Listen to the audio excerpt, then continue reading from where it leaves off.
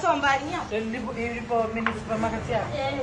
Siku zote ulikuwa unalalamikia au nataka gari mpya, school bus yangu hii nimeshaichoka, ishakuwa nini, nataka Prado. Nataka Prado. Nimekununulia Prado. Twende kaliane. Mama.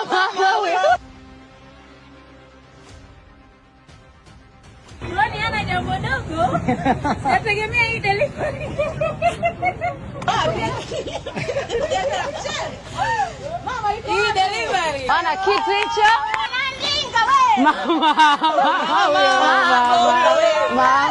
Mama huyo mama. Mama njoo usome ujumbe wako, njoo usome ujumbe mama. Nakupenda sana mama.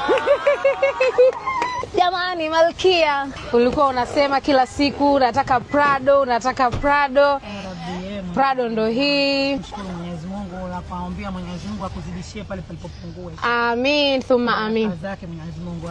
Amin. Mwenyezi Mungu atuondoshie husda hasada, atuondoshie ubaya wote inshallah. Amin, thumma amin. Mungu akujalie maisha marefu mwanangu, nife unizike. Wala usife. Hiyo siitikia amin. It's been a journey. Mamangu siku zote alikuwa ananiambia, "Ninunulie Prado, hebu ninunulie ile gari kubwa." Lakini unajua kwenye maisha ya upambanaji kila kitu kina hatua.